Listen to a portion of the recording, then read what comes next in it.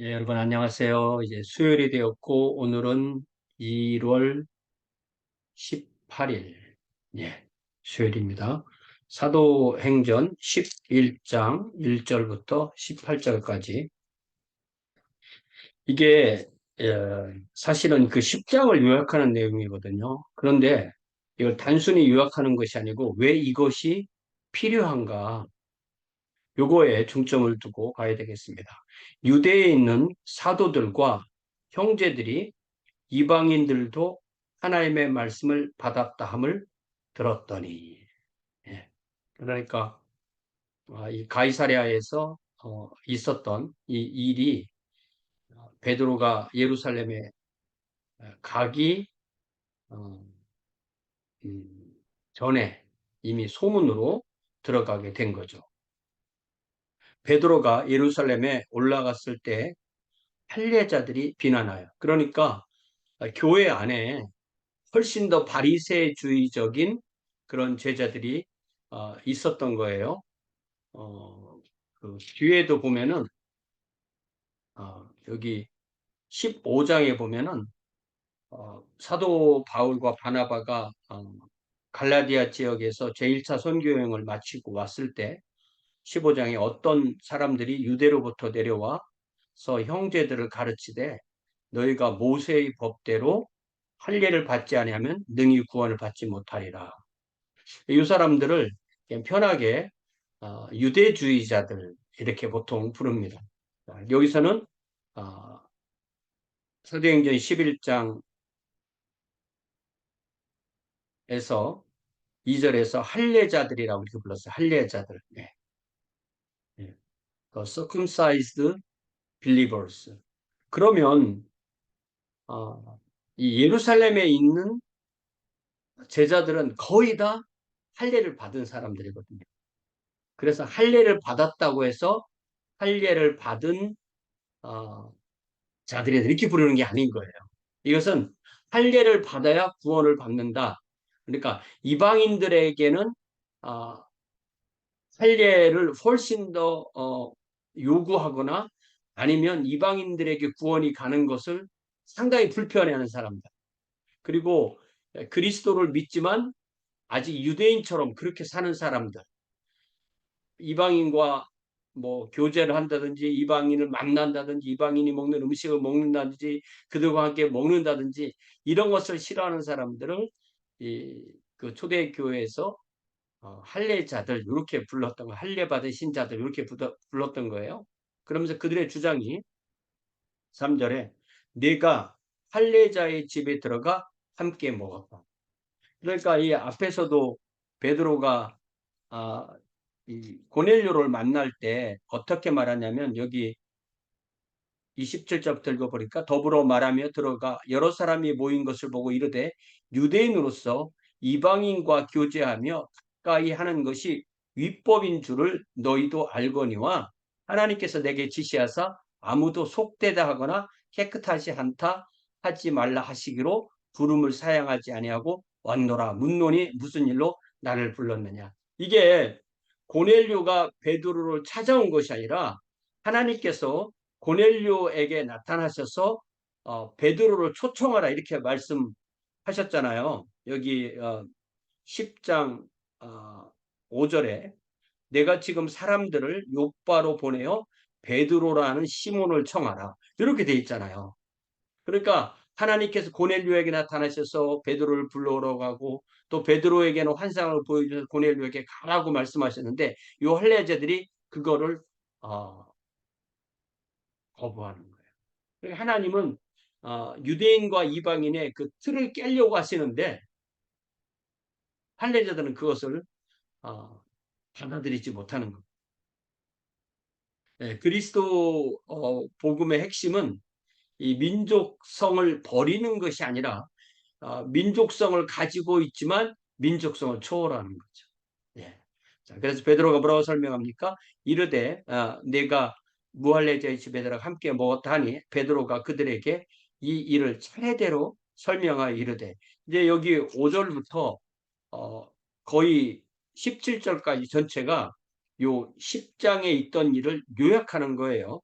자, 이르되 내가 윗바시에서 기도할 때 황홀한 중에 환상을 보니 큰 보자기 같은 그릇이 내 귀에 매어 하늘로부터 내리어 내 앞에까지 드리워지거늘 이것을 주목하여 보니 땅에 네 발 가진 것과 들짐승과 기는 것과 공중에 나는 것들이 보이더라. 또 들으니 소리 있어 내게 이르되 베드로야 일어나 잡아 먹으라 하거늘 내가 이르되 주님 그럴 수 없나이다. 속되거나 깨끗하지 아니한 것을 내가 결코 것은 결코 내 입에 들어간 일이 없나이다 하니 또 하늘로부터 두 번째 소리 있어 내게 이르되 하나님이 깨끗하게 하신 것을 내가 속되다고 하지 말라. 이방인이나 유대인이나 다 같이 예수 그리스도의 보혈로 깨끗함을 받습니다. 하나님께 깨끗하게 하신 것을 유대인들이 속되다고 할 수가 없다는 거죠. 이런 일이 세 번 있은 후에 모든 것이 다시 하늘로 끌려 올라가더라. 마침 세 사람이 내가 유숙한 집 앞에 서 있으니 가이사랴에서 내게로 보낸 사람이라 성령이 내게 명하사 아무 의심 말고 함께 가라 하심에 이 여섯 형제도 나와 함께 가서 그러니까 베드로와 함께 있던 형제들이 이제 다시 이 가이사랴의 고넬료의 집에 갔다는 거죠. 형제도 나와 함께 가서 그 사람의 집에 들어가니 그가 우리에게 말하기를 천사가 내 집에 서서 말하되 내가 사람을 요바에 보내어 베드로라는 시몬을 청하라.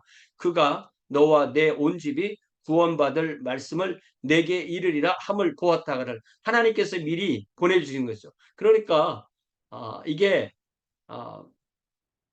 성령이 너희에게 임하시면 예루살렘과 온 유다와 사마리아와 땅끝 요 사마리아와 땅끝을 넘어가는 것이 이렇게 어려운 거예요. 유대인들이.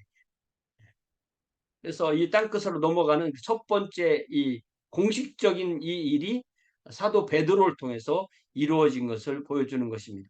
그가 너와 내 온 집이 구원받을 말씀을 내게 이르람을 보았다 하거늘 내가 말을 시작할 때 성령이 그들에게 임하시기를 처음 우리에게 하신 것과 같이 하는지라. 그러니까 복음이 전파되는 곳에서마다 오순절 사도행전 2장에 오순절 같은 일이 벌어지고 그래서 회심이 일어나는 거죠. 모든 회심에는 성령의 침례가 먼저 있는 거예요. 성령의 침례가 있고 그것을 가지고 거듭나고 그래서 물침례를 받는 거죠. 네. 이게 기독교의 생명력이죠. 네.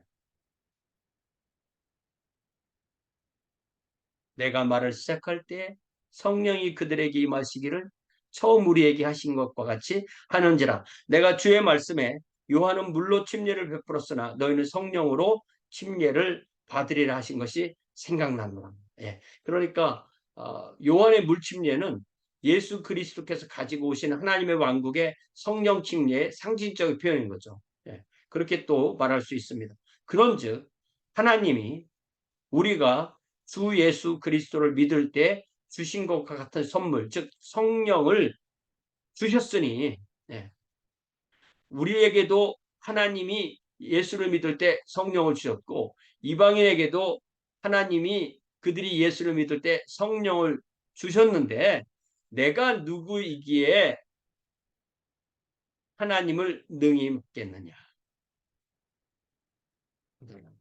그들이 이 말을 듣고 잠잠하여 하나님께 영광을 돌려 이르되 그러면 하나님께서 이방인에게도 생명 얻는 회개를 주셨도다. 예. 그러니까 이 복음을 받아들인 첫 번째가 복음을 듣고 죄를 깨닫고 회개하는 거잖아요. 예. 성령께서 오셔서 우리에게 죄에 대하여 의에 대하여 심판에 대하여 깨닫게 하시면 그것을 듣고 회개하고 예수님을 받아들이는 거죠. 그래서 이게 회개와 믿음을 우리가 구별해서 말하지만 사실은 같은 겁니다. 예. 여기 사도 바울이 3차 선교 여행에서 에베소 사역을 다 마치고 밀레도에서 에베소 교회 장로들을 모셔다가 거기서 자신의 사역을 설명할 때 뭐라고 설명하냐면 사도행전 20장에 유익한 것은 무엇이든지 20절에 공중에서나 각 집에서나 거리낌 없이 여러분에게 전하여 가르치고 유대인과 헬라인들에게 하나님께 대한 회개와 우리 주 예수 그리스도께 대한 믿음, 회개와 믿음, 회심, 그 회개와 믿음이 유대인과 이방인에게 동등하게 다 필요한 거죠. 이렇게 한 사람이 거듭나는 것은 성부께서 보내신 성자를 성령에 깨닫게 하심으로 믿는 거예요. 삼위일체 하나님이 일을 하실 때 한 사람이 구원받는 것입니다. 그 일이 계속 이루어져서 하나님의 왕국이 확장되게 되는 것입니다. 이렇게 우리가 예수를 믿으면서 이 소위 그 민족성, 유대인과 이방인의 그 벽을 넘는 것, 이게 기독교 복음의 핵심입니다. 그것이 바로 이 창세기 12장 3절부터 분명히 나오는 거죠. 우리가 지금 연대기적 성경 통독을 하면서 하나님께서 아브라함을 부르신 목적, 12장 1절 여호와께서 아브라함에게 이르시되 너는 너희 고향과 친척과 아버지의 집을 떠나 내가 너에게 줄 땅으로 가라. 아브라함과 땅이죠. 내가 너로 큰 민족을 이루고 너에게 복을 주어 내 이름을 창대하게 한다. 너는 복이 되어라.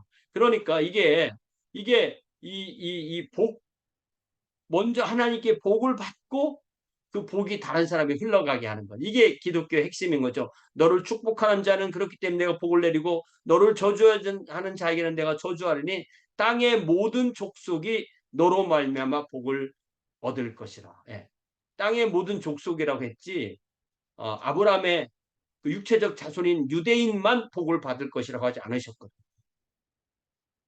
또이 12장 3절 창세기, 또 19장 4절 5절 출애굽기가 이게 핵심이 되는 거예요. 그러니까 성경을 보는 어떤 그 키 성경 구절이 있는 것인데, 출애굽기 19장 4절 내가 애굽 사람에게 어떻게 행하였음과 내가 어떻게 독수리 날개로 너희를 업어 내게로 인도하였음을 너희가 보았느니라. 자, 5절 세계가 다 내게 속하였고 유대인만 이스라엘만 하나님의 백성이 아닌 거라는 거죠. 세계가 다 내게 속하였고 너희가 내 말을 잘 듣고 내 언약을 지키면 너희는 모든 민족 중에서 하나님의 소유, 또 너희가 내게 대해 제사장 나라가 되고 거룩한 백성이 되는데, 그렇게 하는 이유는 세상의 모든 민족을 향한 제사장 민족이 되게 하려고 하신 것이죠. 그래서 이스라엘을 택할 때는 온 이방을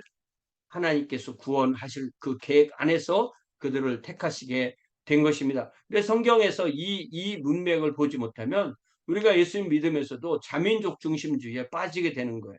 내 민족이 더 뭐 낫다. 그 일종의 에고죠. 에고이즘이죠.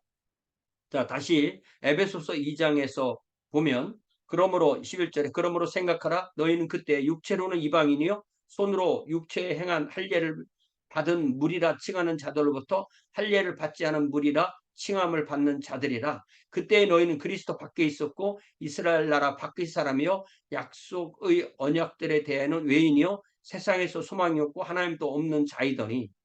그러면 이걸 반대로 하면 이게 유대인인 거예요. 그리스도가 그들에게서 왔고 이스라엘 안에 있었고 약속의 언약이 있었고 소망이 있었고 하나님도 있던 사람들이었었어요.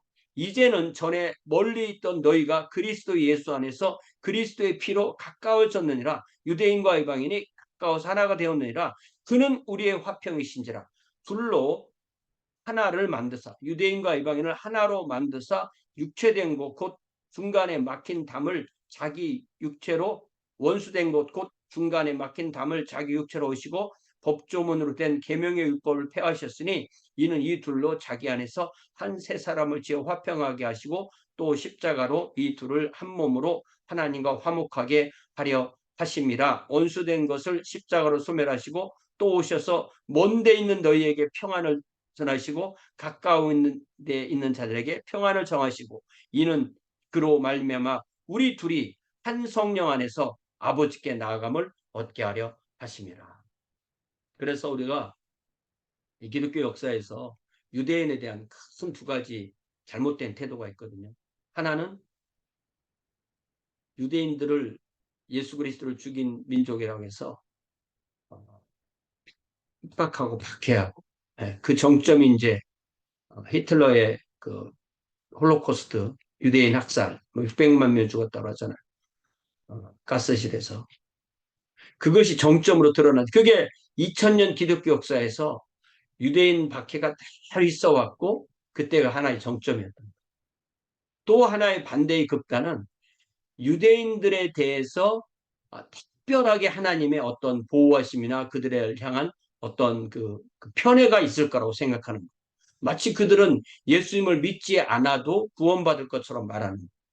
그렇지 않습니다. 네. 지난 2000년 동안 유대인들이 다 이렇게 복음을 듣고 회개한 사람들이 있었고, 또 예수를 믿지 않고 구원받지 못한 사람도 있고, 앞으로도 역시 그런 사람들이 있게 되는 것입니다. 그래서 우리가 이 예수님을 믿고 내가 코리안이다, 내가 주다, 뭐 내가 아메리칸이다, 이게 변하는 건 아니에요.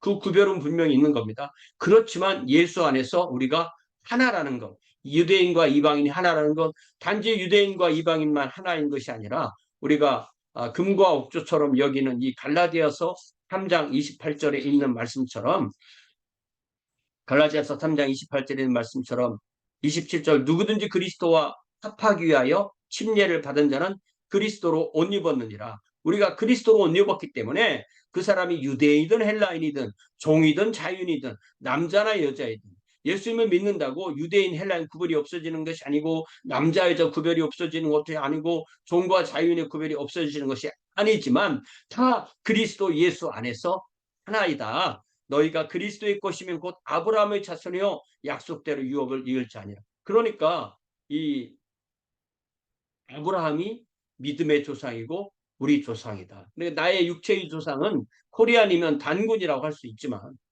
그러나 우리의 영적인 조상은 아브라함이고 우리가 영적인 이스라엘이다라는 것을 분명히 믿는 것, 이것이 바로 기독교 믿음의 핵심이고, 그 적용점은 역시 우리가 사람을 차별하지 않고 복음을 전하고 항상 믿지 않는 사람들 앞에서 빛과 소금으로 사는 것이 우리의 사명인 줄 믿습니다. 사랑의 아버지 하나님, 다시 한번 이 베드로가 넘기 힘든 그 장막을 하나님의 그